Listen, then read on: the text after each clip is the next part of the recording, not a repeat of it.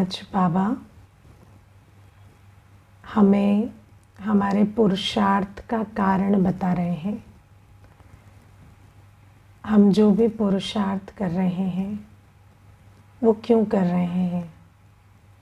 तो उत्तर यही है कि हम जो भी पुरुषार्थ कर रहे हैं वो इसलिए क्योंकि ये हमारा अंतिम जन्म है इस पुरानी दुनिया में। तो इस पुरानी दुनिया में भले ही कोई चीज़ हमें बहुत नॉर्मल, बहुत नेचुरल लगती है, जैसे कि विकार, लेकिन वो इस दुनिया का नॉर्मल नेचुरल है। जिस नई दुनिया में हम जाने वाले हैं वहाँ का नॉर्मल नेचुरल नहीं है।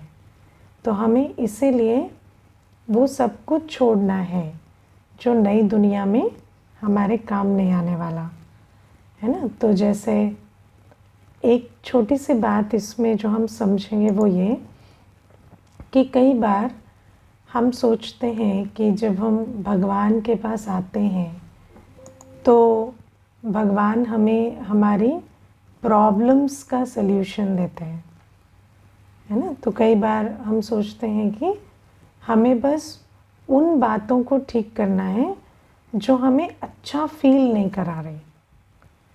तो जहाँ हमें प्रॉब्लम कहाँ लगती है? जहाँ हमें फील अच्छा नहीं हो रहा। अब बाबा हमें कहते हैं कि तुम्हारी फीलिंग्स तुम्हें अच्छा गाइड नहीं कर रही है, क्योंकि अगर तुम्हें जहाँ फील हो रहा है अच्छा वो तुम्हारे लिए अच्छा होता तो फिर दुनिया में सब गिर क्यों रहे हैं, पतित क्यों बन रहे हैं? ऐसा तो नहीं है ना कि दुनिया में सबको बुरा ही फील हो रहा है। बहुत लोग अच्छा भी फील कर रहे हैं पर हम गिरते चले जा रहे हैं, क्योंकि माया हमें दोनों तरफ से वार कर रही है। जब हमें अच्छा लगता है और बुरा लगता है, दोनों समय हम विकारों के अधीन हो रहे हैं, है ना। तो हमें मीठे विकार और कड़वे विकार दोनों तंग करते हैं।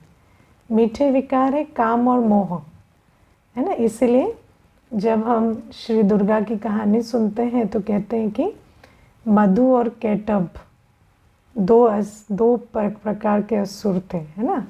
तो मधु माना मीठे विकार, केटभ माना कड़वे विकार। तो असुर भी दो प्रकार के हैं।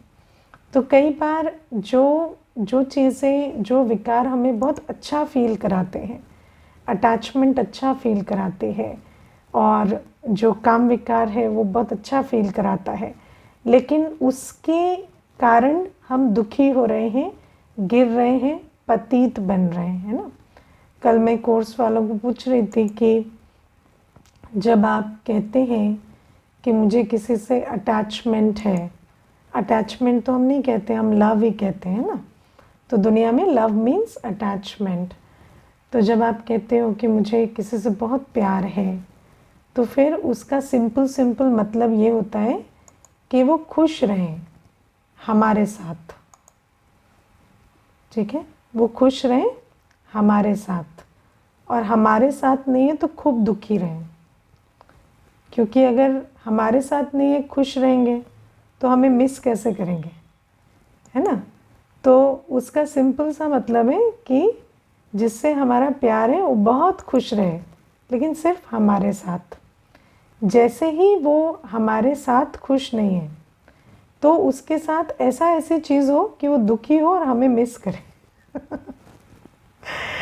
और आप देखो कि जिनको हम कहते हैं ना कि हम इनसे बहुत प्यार करते हैं, उनके लिए हमारे शुभ संकल्प सिर्फ तब तक चलते हैं जब तक वो हमारे हिसाब से चल रहे हैं, हमारी एक्सपेक्टेशंस को पूरा कर रहे हैं। जहाँ उनकी और हमारी थोड़ी अनबन हुई, जहाँ उनकी एक्सपेक्टेशन हमारी एक्सपेक्टेशन नहीं मिली, जहाँ वो हमारे हिसाब से नहीं चले, वहाँ हमारे से ज़्यादा उनका अशुभ चिंतन कोई नहीं करता।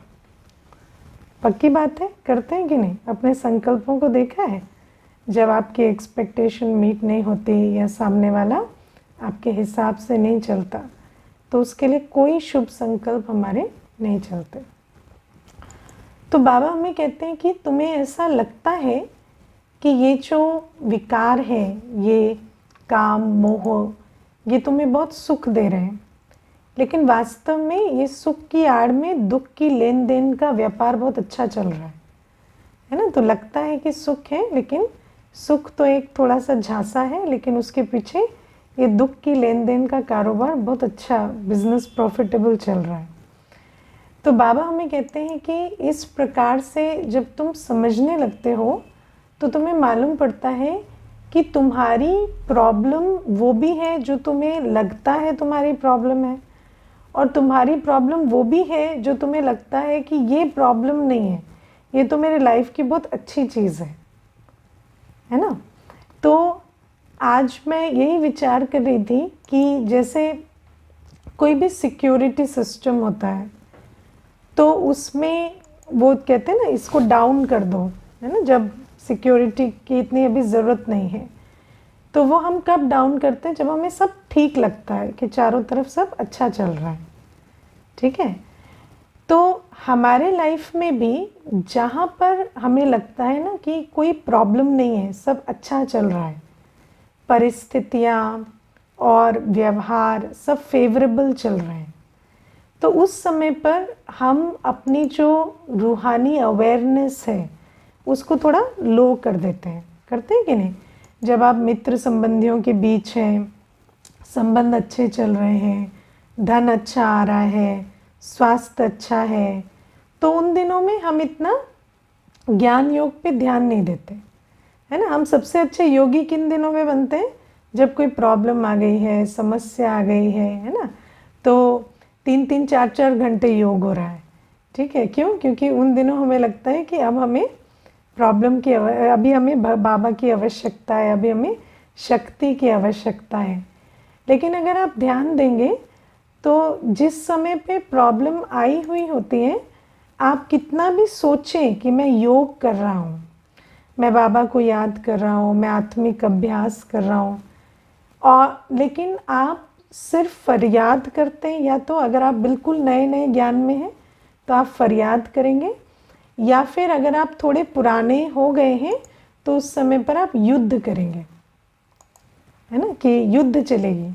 इधर इमोशंस हावी होंगे, इधर ज्ञान चलेगा, उधर और इमोशंस, फिर ज्ञान, फिर दुनिया की मत, हम बाबा की मत, इधर पूरी खिचड़ी बन जाती है, और फिर आपका हेडेक होता है ना। तो ये चलता है। तो या तो हम बिल्कुल ही हथियार डाल देते हैं और चलो बाबा आप शरण में लो, आप करो, ऐसा चलता है, या फिर युद्ध चलते हैं। तो ये क्यों होता है? क्योंकि ये जो स्थिति है, ये जो हम सोचते हैं ना कि हमारा पुरुषार्थ प्रॉब्लम के समय में ज़्यादा होना चाहिए, लेकिन एक्चुअली प्रॉब्लम के समय में आप पुरुषार्थ नहीं कर सकते। रियल प्रॉब्लम वो है जब आपको लगता है कि सब ठीक चल रहा है। रियल प्रॉब्लम कब है? जब आपको लगता है सब ठीक चल रहा है और आपको आत्मिक स्थिति का अभ्यास करने की, बाबा को याद करने की कोई खास आवश्यकता नहीं है। और नॉर्मली तो लोग ये भी कहते हैं ना, जब सब ठीक है तो कोर्स भी क्यों करना है, या मेडिटेशन सीखना भी क्यों है ना। कहते तुम्हें कोई प्रॉब्लम है क्या, तुम मेडिटेशन सीखने जाते हो। तो जनरल परसेप्शन भी यही है कि जब सब ठीक है तो हमें योग करने की, मेडिटेशन सीखने की कोई आवश्यकता नहीं है। अब एक छोटी सी बात हम इसमें सोचेंगे। मान लीजिए हेल्थ को लेते हैं। जब आपकी हेल्थ बिल्कुल ठीक होती है तब आप एक्सरसाइज करके बिल्ड करते हैं स्ट्रेंथ, अच्छा खाना खाते हैं, या जब बीमार हो जाते हैं तब जाते हैं जिम? कब जाते हैं, है ना। तो फिटनेस को क्रिएट करने का समय कौन सा है? जब आप हेल्दी हैं, है ना। तो ज्ञानी योगी बनने का समय कौन सा है? जब एक्चुअली अपेरेंटली कोई प्रॉब्लम नहीं है।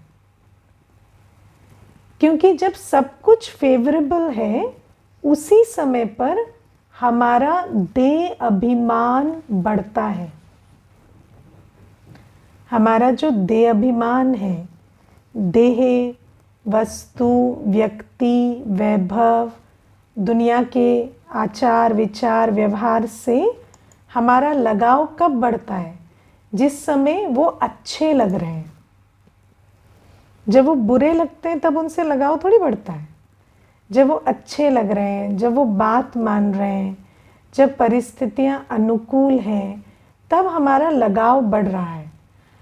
तो एक्चुअल प्रॉब्लम तब है जब आपको लग रहा है कि प्रॉब्लम नहीं है, तब आप अपना गार्ड डाउन करके बैठे हैं, है ना, कि अभी क्यों आत्मिक स्थिति में रहना है, अभी क्यों बाबा की याद, अभी तो हम नॉर्मली ऐसे बातचीत कर रहे हैं, बहुत अच्छा लग रहा है, परिवार के बीच हैं। लेकिन वही समय है जब आप लगाव में, प्रभाव में, अटैचमेंट में आ रहे हैं और वो संस्कार बन रहा है। और वो जो परिवर्तनशील संसार से लगाव है, उसका प्रभाव है, वो जितना जितना बढ़ता चला जाता है, वो देह अभिमान का क्वोशंट हमारा बढ़ रहा है। और फिर जैसे ही उसमें परिवर्तन होता है, जो कि होना ही है, वो तो प्री डेस्टिन्ड है ना, वो तो होगा ही होगा। तो जैसे ही उसमें परिवर्तन होता है, फिर हमें समझ में आता है कि नहीं, मैं ट्रबल में हूँ। फिर आप बहुत कोशिश कर रहे हैं बाबा को याद करें, आत्म अभिमानी बने, इमोशंस आपको डिस्टर्ब ना करें, लेकिन तब आप सिर्फ युद्ध ही करते रह जाते हैं।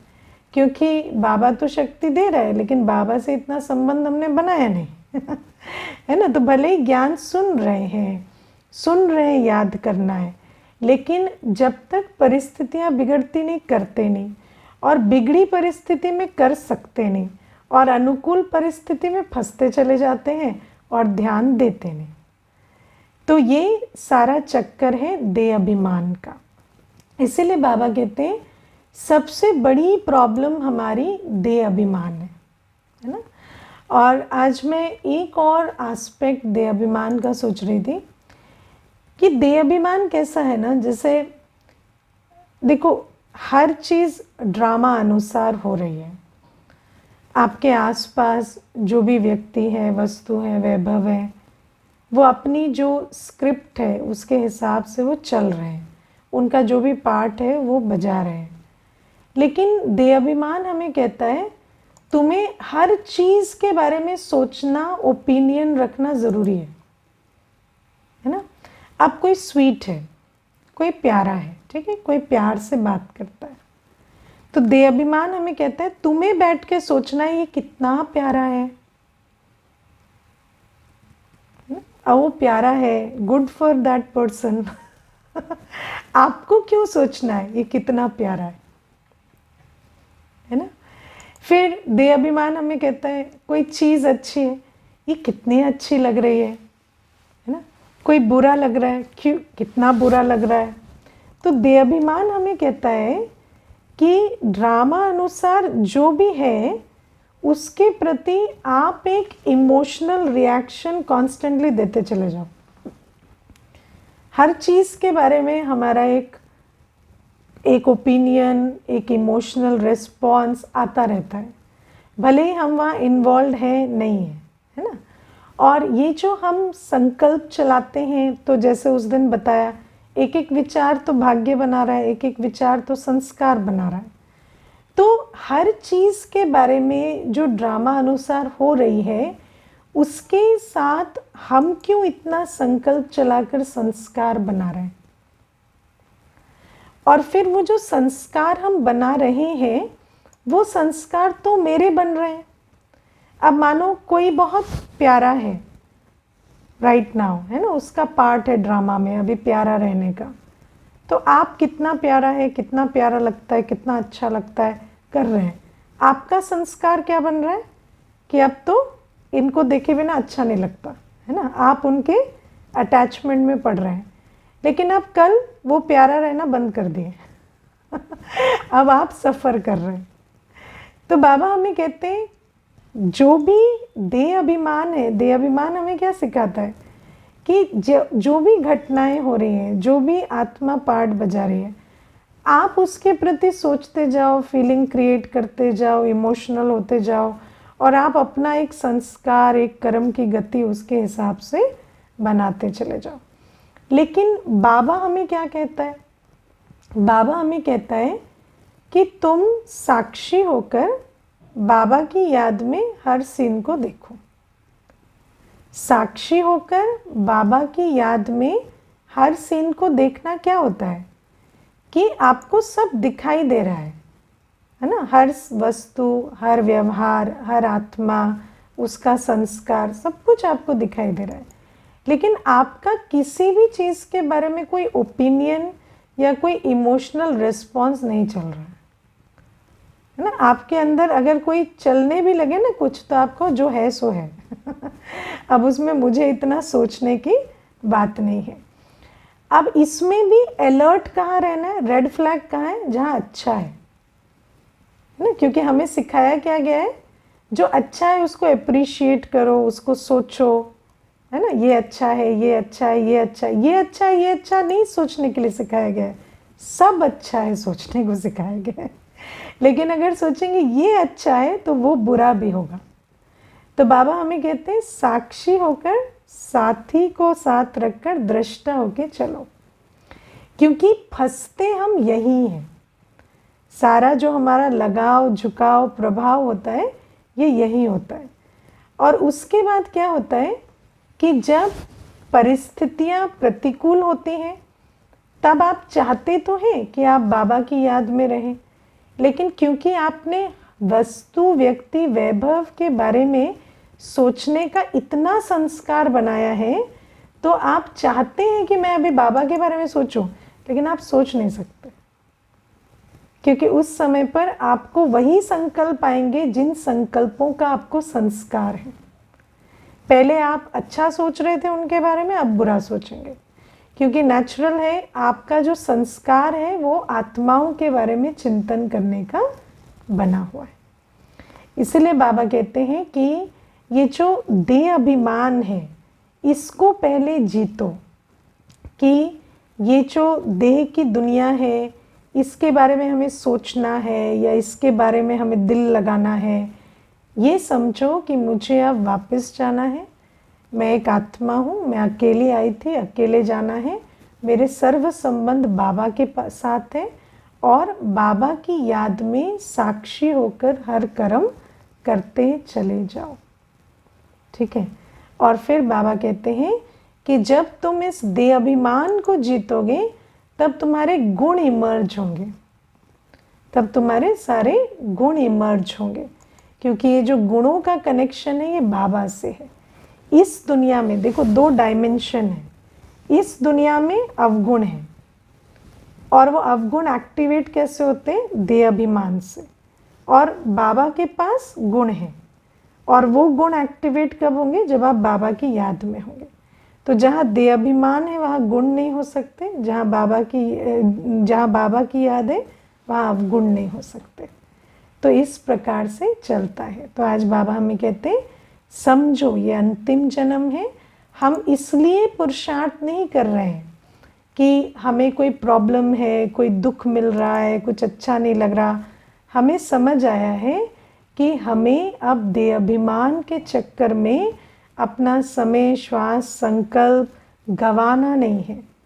इस समय, श्वास, संकल्प से हमें अपनी श्रेष्ठ स्थिति और विश्व कल्याण का कार्य करना है। तो इसके लिए देह अभिमान से छूटो और पुरुषार्थ करो। और पुरुषार्थ भी किसका करो, तो बाबा हमें कहते हैं चक्र का ज्ञान, क्योंकि हमें नहीं मालूम कि हम कैसे थे, कैसे बनने वाले हैं। तो बाबा ने हमें चक्र का ज्ञान दिया। आज बाबा 2 बार मुरली में कहते हैं मैं तुम्हें बेहद की हिस्ट्री, ज्योग्राफी सिखाता हूँ, है ना। तो बेहद की हिस्ट्री, ज्योग्राफी इसलिए सिखाते हैं बाबा कि हम उस हिस्ट्री को देखकर सीखें कि हम कैसे थे, और वर्तमान समय वो पुरुषार्थ कर कर वो संस्कार बनाने की पुरुषार्थ करें या कोशिश करें। अब किसी ने फिर पूछा है, should we not see specialities in other people, that is what we are told to do when we अच्छा, तो कहते हैं कि दूसरों में विशेषताएं ना देखें, दूसरों में विशेषताएं देख के खुद धारण करें। वो विशेष है, वो विशेष है, इसकी माला ना जपें, है ना। दूसरों की विशेषताएं हम इसलिए देखते हैं कि एक हमारा चित्त उनके अवगुणों से फ्री रहे, और फिर हम उन विशेषताओं को धारण करें। और दूसरी बात है, बाबा हमें कहते हैं रचना की विशेषता देख के रचता को याद करो, रचना में फंसो नहीं, है ना, क्योंकि रचना की विशेषता जो है वो परिवर्तनशील है। तो उसकी विशेषता देखना मतलब अपने आप को अवगुणों के चिंतन से छुड़ाना, डिसरिगार्ड से छुड़ाना, है ना, क्योंकि किसी की कमी कमज़ोरी देखते हैं तो अपनी भावना बिगड़ती है। तो इसलिए बाबा ने कहा विशेषता देखो, लेकिन विशेषता का कीर्तन करने को नहीं कहा। उस विशेषता को देखो, उसे धारण करो और बाबा को याद करो कि बाबा आपने इसको जैसा बनाया ऐसे मुझे भी बनाओ, है ना, और अपने आप को बाप को सौंप कर रचयिता से वो विशेषता लो। तो ये हमारा काम है। तो ये हुई एक बात। अब दूसरी बात बाबा आज हमें कहते हैं कि इस कर्म क्षेत्र में आप जो भी, या स्पेशली संगम युग में आप जो भी का पाप कर्म करेंगे वो छुपेगा नहीं, है ना, कोई भी पाप छुपता नहीं है। क्योंकि देखो वास्तव में देखा जाए तो कोई भी पाप एक बार नहीं होता। अगर आप उसको चेक एंड चेंज नहीं कर रहे तो वो संस्कार बन जाएगा। जब संस्कार बन जाता है ना, तो वो संस्कार ऐसी ऐसी जगहों पर और ऐसे ऐसे समय पर अपने आप को रिवील करता है जो आप विचार भी नहीं कर पाएंगे, क्योंकि आपका संस्कार आपको दिखाई नहीं देता, है ना। मान लीजिए आप हमेशा सोचते हैं कि मैं राइट हूँ तो मैं गुस्सा कर रहा हूँ, ये राइट है, ठीक है। अब आप अपने अंदर अंदर तो मैं राइट हूँ, गुस्सा करना राइट है चल रहा है, आप पाप करते जा रहे हैं, जस्टिफाई करते जा रहे हैं। अब थोड़े दिनों तक तो आपको याद रहेगा कि मैं राइट नहीं हूँ मतलब राइट होते हुए भी गुस्सा करना राइट नहीं है, पर कर रहा हूँ क्योंकि बाबा की मुरली सुन रहे हैं। लेकिन धीरे धीरे संस्कार इतना प्रभावी हो जाएगा कि आप लोगों के सामने भी गुस्सा करेंगे, और फिर जिनको मालूम है श्रीमत उनके सामने भी वही करेंगे, और फिर कहेंगे कि अब राइट है तो गुस्सा तो करना पड़ता है ना, अब क्या करें, सामने वाला सुनता नहीं है तो ऐसे ही काम चलाना पड़ता है ना। लेकिन सामने वाले को ठीक मालूम पड़ रहा है कि आप श्रीमत पर नहीं चल रहे। तो ये जो पाप कर्म है ना, ये पाप कर्म छुपते नहीं, क्योंकि पाप करते करते पाप हमारा संस्कार बनता है, और जो संस्कार है वो हमारी वृत्ति में, दृष्टि में, कृति में दिखाई देता है। और हम ब्राह्मण बनने के बाद कोई अज्ञानियों के बीच तो रहते नहीं है ना जो हम स्मार्ट प्ले करेंगे। हाँ, हम रहते हैं ज्ञानियों के बीच में, और सबको सब कुछ दिखाई देता है। तो इसीलिए ये जो सिर्फ बाबा के सामने नहीं, परिवार के सामने भी छुपता नहीं। इसीलिए कभी भी अपने संस्कारों को ये नहीं सोचो कि पाप किया तो क्या हुआ, किसने देखा, किसको पता चला। ये जो हम कर रहे हैं, जो संस्कार बन रहे हैं, वो सबको दिखेंगे, बस आपको नहीं दिखेंगे। और फिर ये जो कर्म की गति ऐसी होती है कि जब वो संस्कारों की मार भी पड़ती है ना, तो आप कहेंगे मैंने तो ऐसा कुछ नहीं किया, लेकिन सामने वाले को पता चलेगा ज़रूर कर रहे हो तभी हो रहा है ना। कोई आपको कहेगा नहीं क्योंकि बाबा के बच्चों को क्या कहें, लेकिन सब कुछ नज़र आता है, जो करते हैं, जो होता है, सब कुछ साफ साफ आईने में नज़र आता है श्रीमत के, कि जो कर रहे हैं वो मनमत पे कर रहे हैं, और जो हो रहा है वो एक्यूरेट हो रहा है। इसीलिए बाबा का बनने के बाद ये नहीं सोचना कि हम छुपा के पाप कर्म कर रहे हैं, किसी को मालूम नहीं पड़ रहा। अपने आप को सदा चेक एंड चेंज करते रहो कि श्रीमत पर क्या कर रहे हैं, क्या नहीं कर रहे हैं, है ना। क्योंकि दुनिया में कहते हैं ना कि जब सारे आश्रय छूट जाते हैं तो भगवान का डर होता है, लेकिन अगर भगवान से चोरी ठगी करें, है ना, छुप के पाप करें, तो क्या होता है, वो भी हाथ छोड़ देता है या हमारा हाथ छूट जाता है, जो भी कहें, लेकिन छूट जाता है, ये सच है।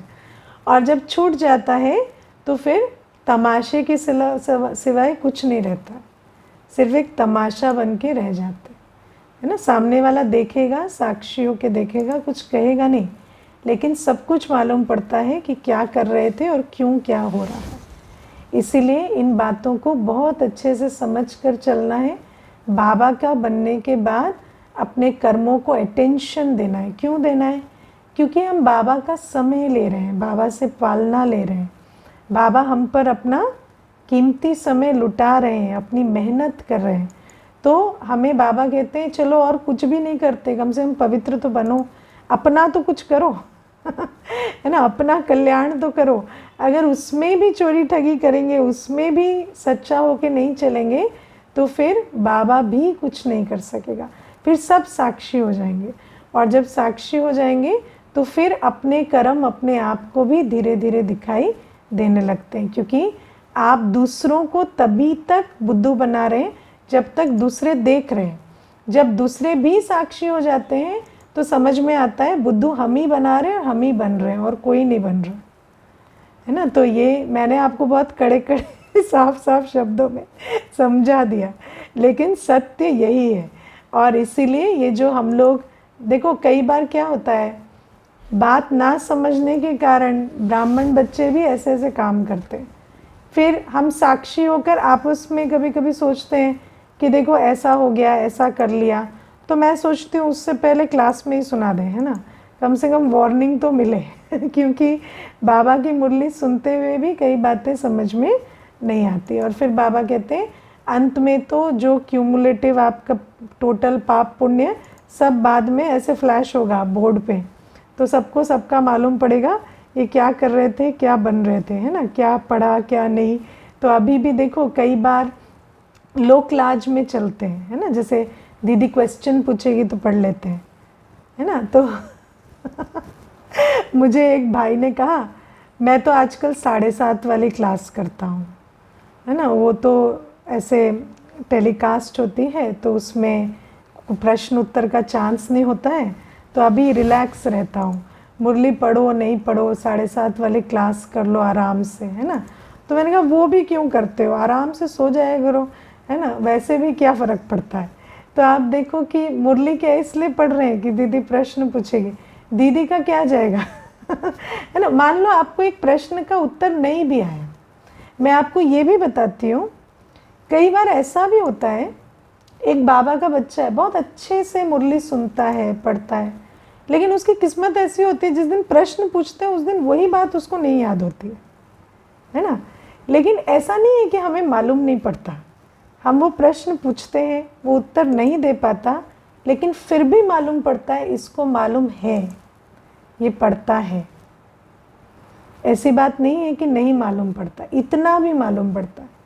तो बाबा हमें कहते हैं कि तुम किसी के लिए पुरुषार्थ नहीं कर रहे, तो अपने लिए कर रहे हो, अपने कर्मों को सुधार रहे हो, अपना भाग्य बना रहे हो, अपना राज्य पद फिक्स कर रहे हो। इसको समझ कर करो। कोई भी चीज़ लोक लाज में नहीं करनी है, किसी और के लिए नहीं करनी है, क्योंकि जो हम कर रहे हैं उसका फल भी हमें मिलेगा और जो हम नहीं कर रहे हैं उसका फल भी हमें ही भोगना पड़ेगा। ठीक है, ये एक ही यात्रा है जिसमें किसी दूसरे का कोई लेना देना नहीं है सिर्फ आपका और बाप का संबंध है। आप सेवा भले सेंटर पे करते हैं, लेकिन वो भी आपका और बाप का खाता है, उसमें हमारा कुछ नहीं। करते हैं तो भी, नहीं करते हैं तो भी, है ना। तो ये भी समझना। फिर आज बाबा हमें कहते हैं, बहुत इंटरेस्टिंग था आज का वरदान, योग में कर्म और कर्म में योग, है ना। इससे क्या होता है, ब्लेसिंग मिलती है, इस बैलेंस से ब्लेसिंग मिलती है। अब बाबा दो सिचुएशन बता रहे हैं, एक होती है योग में कर्म, है ना। अब मानो कोई सारे दिन योगी बन के बैठा है, ऑर्डर दे रहा है, ये करो वो करो, है ना, स्वसेवा उसकी कुछ नहीं है, तो उसको दुआएं मिलती हैं? उसको कोई दुआएं नहीं देता। यही सोचते हैं कि इनका कब योग खत्म होगा पता नहीं, है ना इनके योग ने तंग कर रखा है सबको तो योग करते हुए भी कर्मों का बैलेंस चाहिए, है ना। हमारी जीवन योगी होनी चाहिए। ऐसे नहीं हम सारे काम के टाइम में बैठ के योग लगाने लगे, वो योगी जीवन नहीं, उसको योगी नहीं कहा जाता। हमारे जीवन में योगी के साथ साथ कर्म का भी बैलेंस चाहिए। सन्यासी सारे दिन योग लगाते हैं, है ना, भिक्षा मांगकर खाते हैं, तो कर्म की गति उनकी कैसे होती है? जिससे भिक्षा ले रहे हैं वो जो स्ट्रेस में, चिंता में, विकारों में है, उसके पाप का खाता इसको चढ़ता है कि नहीं? तो इसीलिए बाबा हमें कहते हैं कि योग तो ठीक है, लेकिन जो तुम्हारा कर्म है अपने शरीर के प्रति, जो जिम्मेवारियां हैं लौकिक की, जिनको उतारना है तुम्हें, या जो तुम्हें को विश्व सेवा का कार्य बाबा ने दिया है, वो तीनों तुम्हें करते रहना होगा, वरना तुम्हारा ये योग भी दुआएं नहीं खींचेगा। कोई खुश नहीं होगा तुम्हारे योग को देख के। जो आज बाबा ने कहा ना, अच्छा समझते हैं, कोई अच्छा नहीं समझेगा कि कोई अच्छे रास्ते पे चल रहे हैं। लेकिन अगर आप योगी हैं और आप अपने कर्म को ठीक रखते हैं, काम को संभालते हैं, जिम्मेवारियों को बैलेंस करते हैं, तो फिर क्या कहा जाएगा? ये बहुत अच्छे हैं, अच्छे रास्ते पे चल रहे हैं। इनको देखकर हमें अच्छा लगता है। मुझे याद है एक बार मैं मेट्रो में ट्रैवल कर रही थी, तो एक माता थी बूढ़ी सी, तो वो देखते ही मुझे ना, दीदी बैठो बैठो बैठो करने लगी। तो मैंने कहा नहीं आप बैठो, मैं तो खड़ी हो सकती हूँ। तो फिर मुझे कहती है कि नहीं नहीं, मैं तो जब प्रथम सेंटर खुला कमला नगर में, तो मैं बाबा की वो माता हूँ जिसने उस सेंटर की स्थापना में कार्य किया। तो फिर उसने मुझे ज़बरदस्ती बिठा दिया, कहती बहनों का ध्यान तो हम शुरू से रखते आए, ऐसे करके बिठा दिया। और फिर मुझे कहती है कि मैं आपको बताऊं शुरू के दिनों में क्या होता था। तो शुरू के दिनों में हम सारा काम जल्दी जल्दी जल्दी ख़त्म करते थे, और ताकि किसी को कोई कंप्लेन ना हो, कोई हमारे बाबा को ये ना कहे कि ये वहाँ जाने लगे तो ये जिम्मेवार नहीं है, ये ऐसे नहीं है। मुझे बहुत खुशी है कि मेरी जीवन तो सफल हुई, मैं योगी तो बनी, लेकिन मैंने कभी बाबा की बदनामी नहीं कराई। किसी ने कभी उलहना नहीं दिया कि ये बाबा के बने तो उस दिन से इनके काम ठीक नहीं होते, है ना। तो ये उसने मुझे कहा। तो देखो बाबा कहता है कि योगी तो बने, लेकिन कर्म का भी बैलेंस रखो, और सिर्फ लौकिक कर्म नहीं, जो विश्व सेवा का कार्य है। क्योंकि बाबा कहते हैं बादल भरे हैं क्यों? बरसने के लिए ना। बाबा हमें इतना रोज ज्ञान योग का भोजन क्यों खिला रहा है? हाँ, खाली वेट बढ़ाने के लिए, है ना। इसलिए खिला रहा है कि हम अपनी सेवा कर सके, दूसरों को भी आप समान बना सके। तो बाबा हमें कहते हैं कि योग के साथ कर्म, स्वपुरुषार्थ भी और सेवा भी, इसका बैलेंस चाहिए, तभी अच्छे लगते हैं, तभी दुआएं खींचते हैं, तभी सहयोग खींचते हैं, और इसी से सफलता होती है। दूसरा, कर्म में योग का बैलेंस। दुनिया में ये वाला बैलेंस बहुत उल्टा है ना, कि कर्म करते हैं तो सोचते हैं कर्म ही योग है। लेकिन कर्म करते यदि हमारा बुद्धि योग बाबा से नहीं है, और कर्म से, कर्म फल से, कर्म करने के साथियों से लगा हुआ है, तो हमारे मन के संकल्प कैसे रहेंगे? वही चिंता वाले, तनाव वाले, कंपैरिजन वाले, स्ट्रेस वाले, है ना, कई प्रकार के क्रिटिसिज्म वाले, कंप्लेंट वाले, वो वाले संकल्प चलते हैं। तो जब वो वाले संकल्प चलते हैं तो भी हम वातावरण को बोझिल बना रहे हैं, और जब हम जहाँ काम कर रहे हैं वहाँ वातावरण भारी हो रहा है, तो हमें दुआएं नहीं मिल रही है ना। क्योंकि हम काम तो हाथों से बहुत सारा कर रहे हैं, लेकिन क्योंकि हमारा योग काम से, काम के फल से और काम के साथियों से लगा हुआ है, इसीलिए हमारी स्थिति हमेशा ऊपर नीचे डिस्टर्ब्ड रहती है, और वायुमंडल में भी उसके प्रकंपन फैलते हैं, और उस कारण से भी व्यक्ति को ऐसा लगता है ये थोड़ा कम काम करते और कम गुस्सा करते तो अच्छा रहता, है ना। ये ज़्यादा काम कर रहे हैं और बहुत गुस्सा कर रहे हैं, दुखी कर रखा है इन्होंने काम कर करके, है ना। जैसे जब वर्क फ्रॉम होम हुआ तो माताओं ने क्या कहा, ये अपना बोरिया बिस्तर लेके ऑफिस ही चले जाए तो ठीक है ना। घर में काम तो कर रहे हैं, लेकिन ऐसा लग रहा है जैसे पता नहीं कहाँ रह रहे हैं हम, क्योंकि काम करते हुए वायुमंडल को बहुत भारी कर देते हैं। तो काम कर रहे हैं लेकिन दुआएं नहीं खींच रहे हैं। तो बाबा हमें आज ये बैलेंस सिखाते हैं, कर्म करते योग का बैलेंस, योग करते कर्म का बैलेंस। और बाबा कहते इसी बैलेंस से ब्लेसिंग, सहयोग और सफलता तीनों मिलते हैं। ओके, ओम शांति।